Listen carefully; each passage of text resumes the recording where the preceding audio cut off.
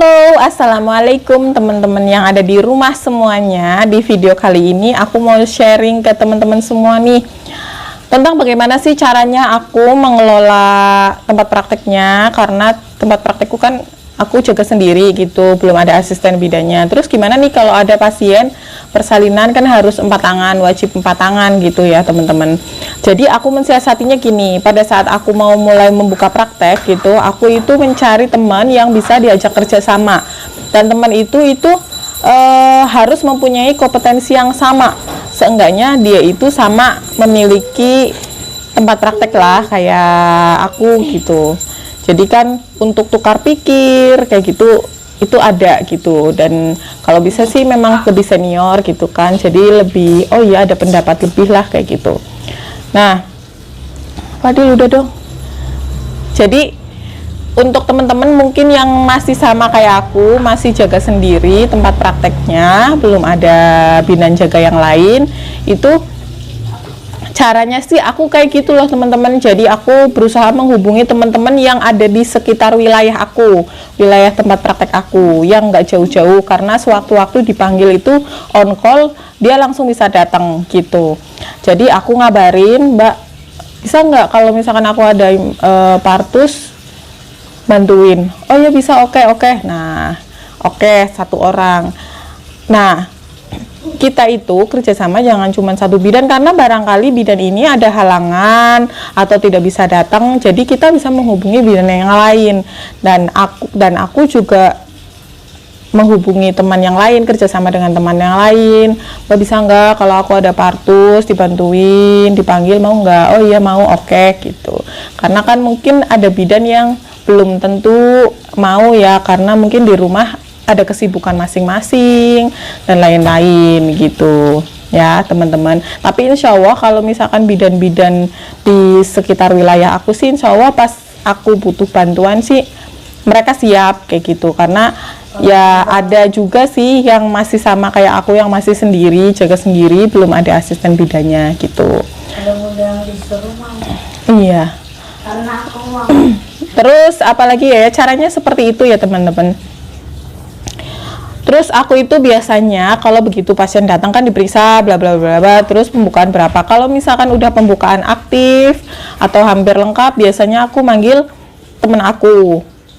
Jadi temen aku datang itu nunggunya nggak lama gitu, nggak lama nanganin. Biasanya kalau udah beres semua, biasanya misalkan aku nanganin bayinya, berarti temenku nanganin ibunya gitu kan. Jadi semuanya udah selesai semua, kan satu-satu ya nanganinya. Nanti habis itu biasanya temenku bantuin beresin juga, aku juga beresin tempat, beresin alat gitu. Kalau pas temenku itu udah beresin ibunya udah selesai, aku beresin tempat udah selesai, aku langsung nyuci alat tuh, direndam klorin dan lain-lain sebagainya. Habis itu kalau misalkan alat sudah selesai semua, kita sambil istirahat dong, aku sama temenku juga sambil istirahat. Nah di situ aku biasanya sama temenku itu nulis laporan, nulis pendokumentasian kita tadi gimana prosesnya gitu-gitu. Jadi sambil istirahat kan sambil observasi juga, jadi ada gantiannya, yang observasi kala 4, yang dokumentasi, terus obat apa yang diperlukan untuk ibu nifasnya itu apa kayak gitu. Jadi aku caranya seperti itu sih teman-teman, mensiasatinya tuh kayak gitu. Jadi walaupun aku sendiri, tapi pada saat ada pasien persalinan itu harus ditangani oleh 2 bidan yang memiliki kompetensi yang sama kayak gitu. Jadi buat kita juga safety, juga buat kita ya aman, buat kita ada tempat bertukar pikir. Nggak bisa dipungkiri juga ya kalau misalkan pas ada impar tuh kan kita kayak nggak mungkin sesantuy itulah, walaupun memang di luarnya kelihatan santuy gitu, tapi sebenarnya kan kita mikir, kita ada rasa deg-degan juga kayak gitu. Tapi kalau ada teman kan ada yang diajak ngobrol gitu-gitu. Buat teman-teman di sana juga aku yakin mungkin nggak setiap bidan itu begitu buka praktek langsung punya asisten bidan kayak gitu ya, nggak.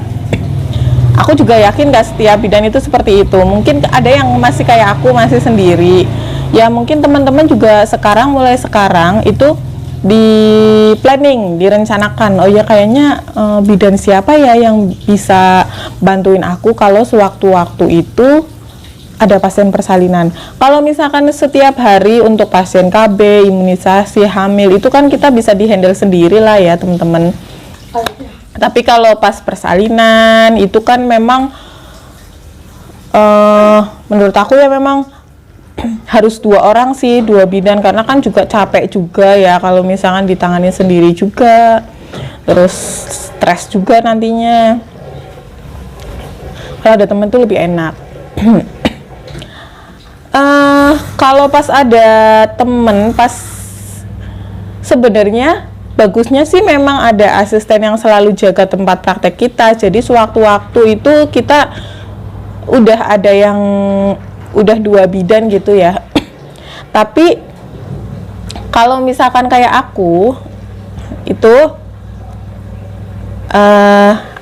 deg-degannya itu kalau misalkan tengah malam gitu kan, karena kalau tengah malam manggil temen itu kan beda sama kalau misalkan kita manggil temennya siang atau sore gitu ya, lebih cepat. Kalau misalkan tengah malam ya belum tentu ada yang berani keluar, tapi selama ini sih alhamdulillah Allah tahu keadaan aku, Allah tahu kebutuhan aku, Allah tahu kemampuan aku. Alhamdulillah selama aku jaga sendiri, kalau misalkan ada persalinan itu dikasihnya pagi, siang atau sore. Kalaupun misalkan malam, ya alhamdulillah sih nggak tengah malam. Jadi malamnya tuh mau subuh kayak gitu.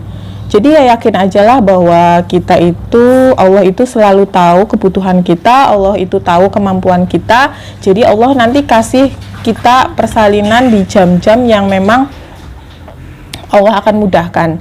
Cuman ya memang kita harus jaga-jaga aja ya teman-teman, barangkali ada pasien yang datang secara tiba-tiba. Kayak kemarin itu pengalaman aku, pasien yang datang tiba-tiba itu bersalin di atas motor. Jadi pas pasien datang itu bayinya udah brojol nih di atas motor gitu. Jadi kan untungnya temen aku itu deket banget. Jadi bayi belum keluar tuh aku udah ngebel dulu, terus tolongin gitu lah. Oh ya langsung datang. Jadi begitu bayi lahir banyak banget. Rame banget. Rame karena kan memang persalinannya di luar, jadi dia di jalan gitu loh, di jalan, nggak di tempat praktek, di jalan. Jadi rame di motor. Tapi ya karena temanku deket gitu, jadi walaupun keadaannya urgent seperti itu juga bisa ditangani berdua gitu loh teman-teman. Jadi teman-teman saran dari aku, kalau misalkan teman-teman yang masih buka praktek yang kayak aku, masih sendiri, cari teman untuk diajak kerjasama untuk menolong persalinan. Barangkali ada pasien persalinan itu yang yang paling dekat rumah kalian, karena kalau misalkan sewaktu-waktu urgent ada impartu butuh pertolongan itu cepet datangnya gitu. Dan jangan sungkan-sungkan untuk minta tolong juga sama mungkin bidan yang lebih senior. Kalau misalkan teman-teman segan ya nggak apa-apa sih, memang wajar sih kalau misalkan segan sama yang lebih senior banget gitu ya. Nanti carinya yang seumuran kita atau lebih senior dari kita dikit gitu. Jadi kalian itu ya enak lah, nyaman. Kalau misalkan nanganin berdua, kalau segan kan gak enak juga ya gitu kan teman-teman. Insya Allah semua sih bisa diatasi. Yang penting kan kalau misalkan kita harus ingat prosedurnya. Kalau persalinan itu harus 4 tangan, ya gimana caranya kita siasati gitu.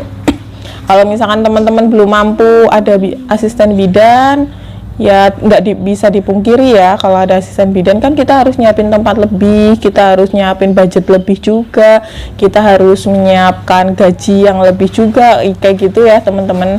Ya nggak bisa dipungkiri juga bahwa semua itu nggak kecil. Mungkin pendapatan teman-teman juga belum begitu besar, jadi ya sabar, nanti suatu saat juga kalau misalkan tempat praktek kalian, klinik kalian itu udah mulai berkembang, semoga nanti bidan jaganya udah mulai banyak, jadi teman-teman nggak perlu susah-susah untuk jaga sendiri gitu. Itu saran dari aku ya teman-teman. Semoga video ini bermanfaat buat bidan-bidan pemula yang masih jaga sendiri.